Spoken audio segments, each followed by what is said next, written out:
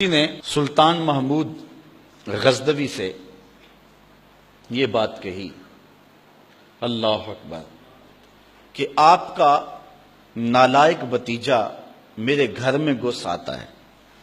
یہ بات کسی بڑھیا نے کہی حضرت سلطان غزنوی سے کہ آپ کا نالائق بھتیجا میرے گھر میں گھس آتا ہے اور میری بیٹی جوان ہے، بس اس کے آگے میں کچھ نہیں کہنا چاہتی۔ تو حضرت نے فرمایا کہ جب وہ بدبخت دوبارہ تمہارے گھر میں آئے تو مجھے فوری اطلاع کر دینا، اور اپنا خصوصی کوئی کوڈ ورڈ دیا کہ جب اس کے ساتھ تو آئے گی تجھے کوئی میرے تک پہنچنے میں رکاوٹ نہیں بنے گا، تو پھر میں انصاف کے تقاضے پورے کروں گا۔ 2-3 دن گزرے، بڑھیا آ گئی، رات کا موقع تھا، سلطان اٹھا، تلوار لی اور ساتھ چل پڑا۔ بڑھیا کے گھر میں داخل ہوا، داخل ہوتے اس نے کہا کہ چراغ گل کر دیا جائے۔ چراغ گل کر دیا گیا تو اس نے جا کے اس نوجوان کی گردن کاٹ دی۔ پھر اس کے بعد اس نے کہا کہ مجھے پانی دیا جائے۔ اس نے پانی کا کٹورا دیا، اس نے پانی پیا، پھر کہا اب چراغ جلا دو۔ جب چراغ جلایا گیا تو اس نے لاش کو دیکھا اور کہا الحمدللہ۔ بڑھیا نے کہا کہ مجھے بتائیں کہ آپ نے یہ 3 کام بڑے عجیب کیے ہیں، جب آئے ہیں تو چراغ بند کروایا ہے، پھر پانی مانگا ہے، اور پھر الحمدللہ کہا ہے۔ تو بادشاہ نے ٹالا، کہا کہ اس راز کو راز رہنے دیا جائے، لیکن بڑھیا ضد کر گئی۔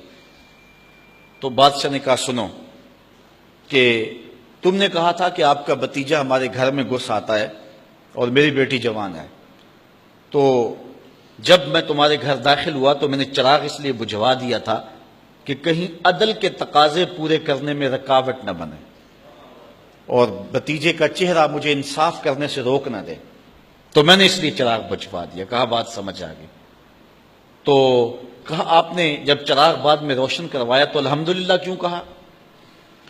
کہا کہ میں اس دن سے پریشان تھا کہ میرا خون اتنا گندا ہو گیا کہ بادشاہ کا بھتیجا ہو کے ایک بڑھیا کے گھر میں جا کے یوں زیادتی اور ظلم کرتا ہے، لیکن جب چراغ جلا روشن ہوا تو وہ میرا بھتیجا نہیں تھا، وہ کوئی اور تھا، صرف ہمارا نام استعمال کرتا ہے۔ تو میں نے کہا الحمدللہ، یا اللہ تیرا شکر ہے کہ میری نسل اتنی گندی نہیں ہوئی ہے۔ تو کہا آپ نے پھر فوری پانی منگوایا اور پیا۔ بادشاہ نے کہا بڑھیا یہ راز رہنے دو، یہ نہ پوچھو۔ بڑھیا ضد کر گئی کہ نہیں مجھے یہ بھی بتاؤ۔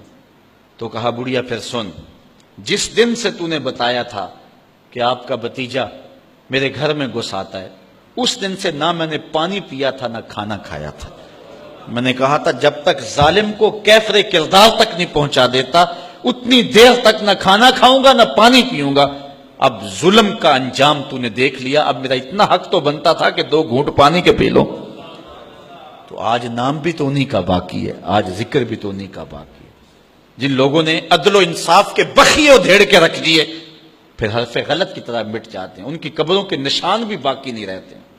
دنیا کے اوپر کتنے لوگ تھے، رضا شاہ پہلوی دیکھ لیں، ایران کا شہنشاہ ایران دیکھ لیں، کہ پھر بعد میں دیکھیے کہ ان کو قبر کے لیے جگہ نہیں مل رہی ہے۔